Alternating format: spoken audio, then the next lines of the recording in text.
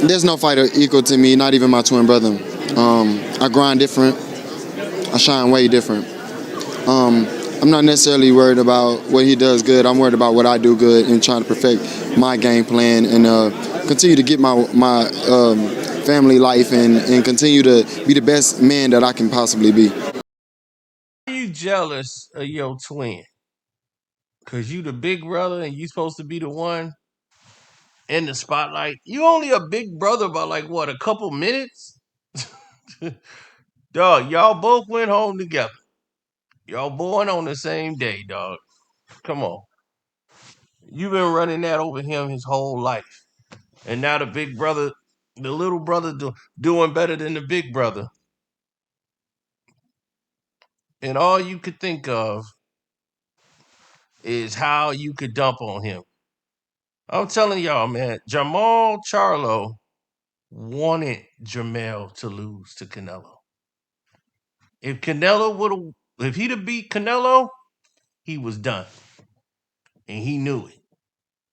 Now, in case y'all didn't know, I'm going to let y'all know the secret right now. These guys were not cool with each other. For a long time, they didn't speak. Their wives and girlfriends have been fighting each other, and it's just been something crazy for a minute. And the family, they just all just don't really deal with each other.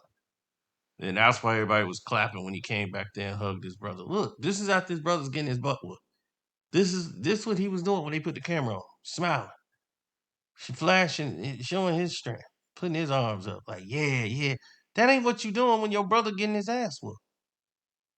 That is not what you do. He all teeth and veneers. It's like, are you serious right now? It's crazy. And you was like, this don't make any sense. He just wanted to see his brother lose so he could say, I'm the one that could do it. He can't beat me. Told y'all I'm better than my brother. Dude, you ain't supposed to compete against your own family. You ain't had your brother back. You went there wanting him to lose.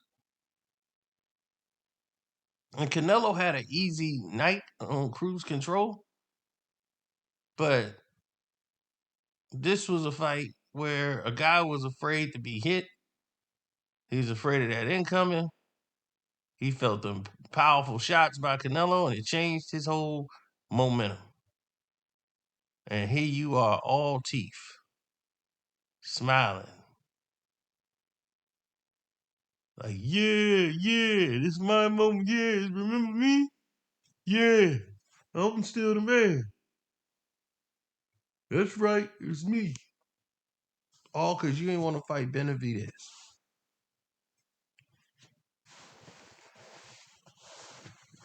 This dude has no credible wins at middleweight. None. And talking about he wanted to fight Triple G. For what? This what really got him hot. Bud, you took a picture with Bud, knowing how Bud and your brother been going at it. And you gonna take a picture with him?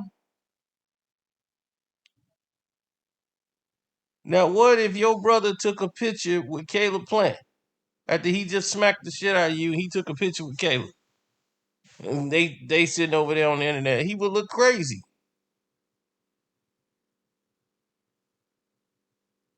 I'm telling y'all, man. Jermall Charlo wanted him to lose.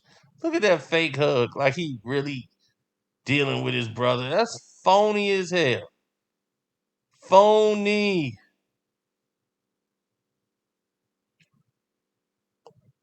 I told y'all 10 years ago about their behavior. Y'all been seeing it happening. If you've been following their career and watching them, most people didn't know who he was or the Charlos, neither one of them, until they just fought. Let that sink in. Nobody knew who they were until they just had this fight. That's crazy to me. That's some like real nutty type stuff. Like, are you serious? Nobody really knows y'all like that.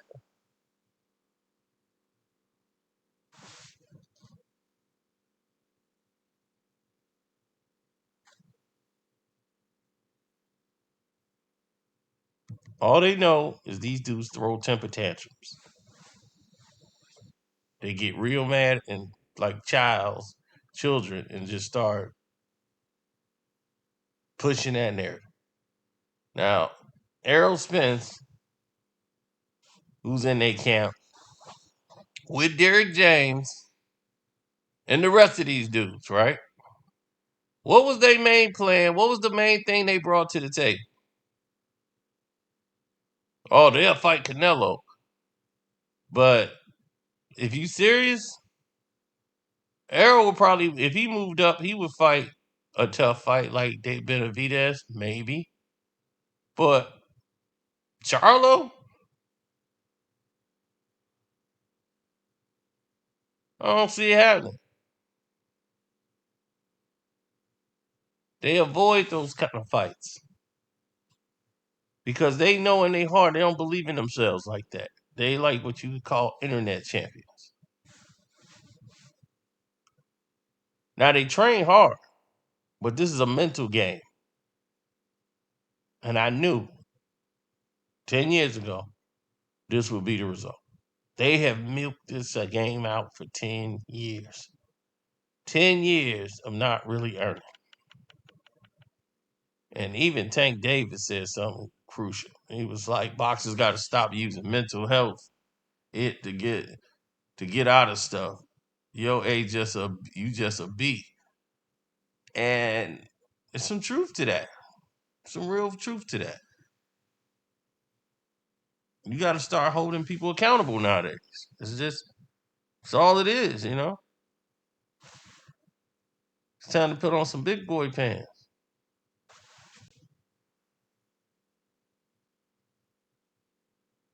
People don't want to put on their big boy pants.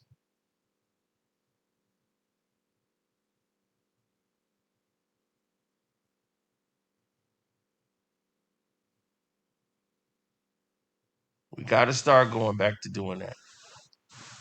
We got to start going back to putting on big boy pants and being men, standing down on something. But now we don't demand anything from people.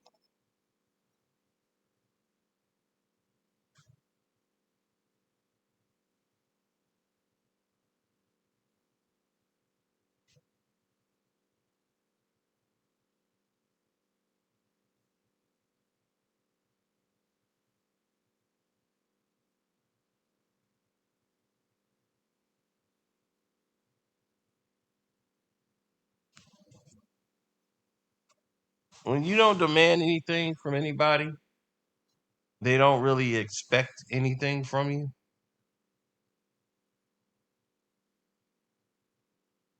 They're not even, they have no anticipation of doing anything towards you. You know, like the Charlos, they content with just fighting the low tier fight. But here it is. It's time. The bills are getting up there now. And there's no more money. And you got to step up and fight those big fights. And he's like, I'm going to do this for the money. Not for legacy, not to be great, but for some money.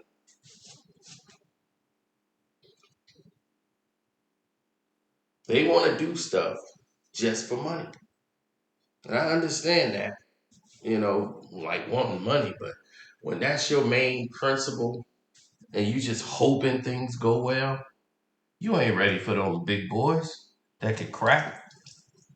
Y'all been fighting feather fisted fighters y'all entire career.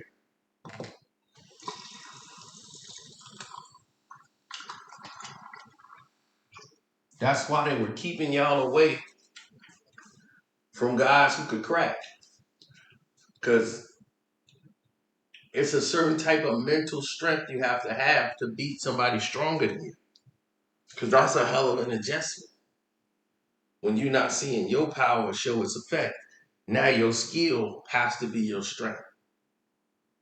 That has to be your guiding light to get through it. I have to have boxing IQ. Hell, if Floyd Mayweather was undefeated and wasn't getting hit, I need to learn what he doing. Because he seemed to have the system. I need that in my life.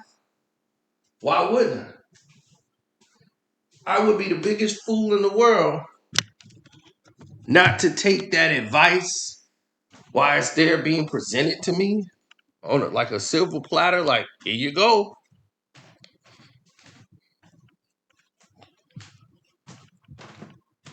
I'm like, shoot, that's free advice. That's gonna make and break your life. And you debating on, is this the information for you or not? Where they do that at? Somebody do something at work. Normally you say thank you. I'm gonna learn from you. I'm gonna learn from you.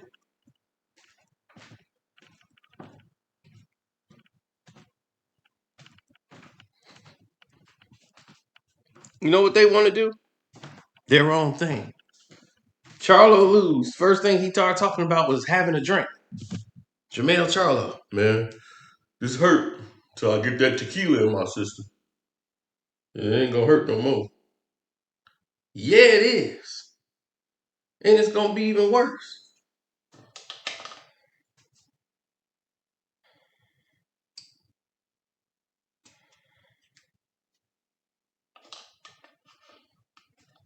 That's what happens.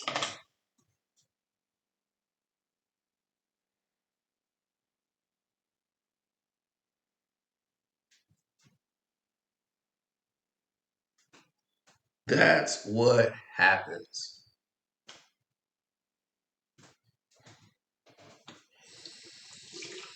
Well,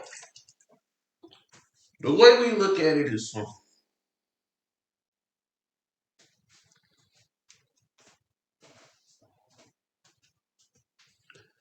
you either you either dare to be great or you just sit there with your legs up, begging that the next man don't hurt you. But come on, man.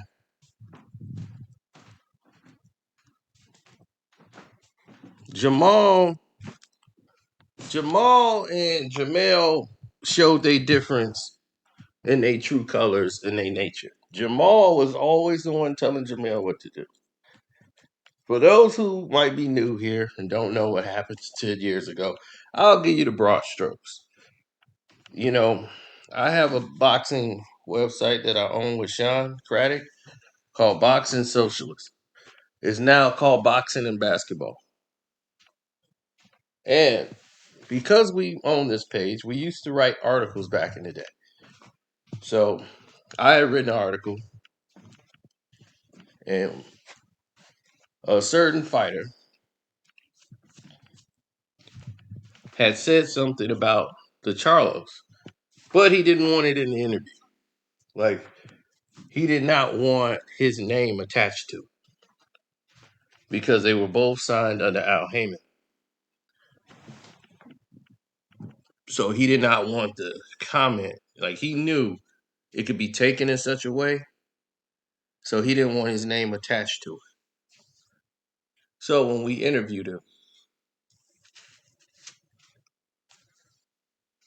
this is what was said, like he clarified that he felt Jermall had some dog in him and everything, and that he sparred and fought with him, got in the ring with those guys. And he's just like, I just don't know if Mel has that dog in him like Jermall, like his brother. And that pissed off both brothers because they was like, man, growing up in life, I always, that was always the narrative that one twin had heart and the other one didn't. And that always made both of them mad. Jermall get more mad than Jermell. Now, the problem was, and the facts was always there, is that here it is 10 years later, and we starting to see he doesn't have that confidence. So, Jermall Charlo and I had a conversation, and it all went great. He realized that we didn't agree with the assessment of the fighter. That was the quote from the fighter. We didn't say anything bad about him at all, but they never read it. They let one of their homeboys read it and just come back and tell them, yo, they dissing you. So once that was the narrative, it became a everyday situation now. It became a this is how we need to approach this situation rather than this is what it is. It became a sad narrative every day. It was another desperate attempt to try to keep everything afloat. If you guys understand what that means. Every day it's a ditch effort to say this is where we need to go, this is how we need to do it and why we need to do it this way. You know what I'm saying? So if these people are doing last ditch efforts to try to get a rise or a type of response out of you, why would they be doing that? That's the bigger question. Why would people do a last ditch effort to do this?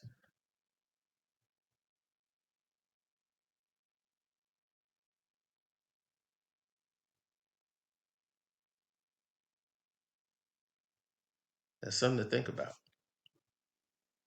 Why would people use a last ditch effort? Don't make any sense, really.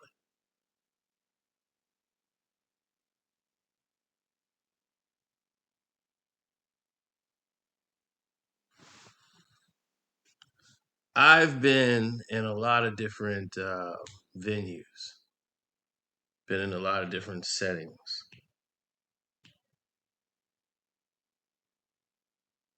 And I'm going to tell you like this: no one ever, ever, and I do mean ever, put me in a type of mood that I get into when I see the Charlos, buddy. Like I used to be livid at these dudes.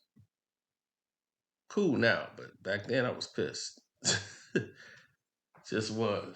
I was really pissed off. So me and Jermall's conversation went left. You know, just is what it is.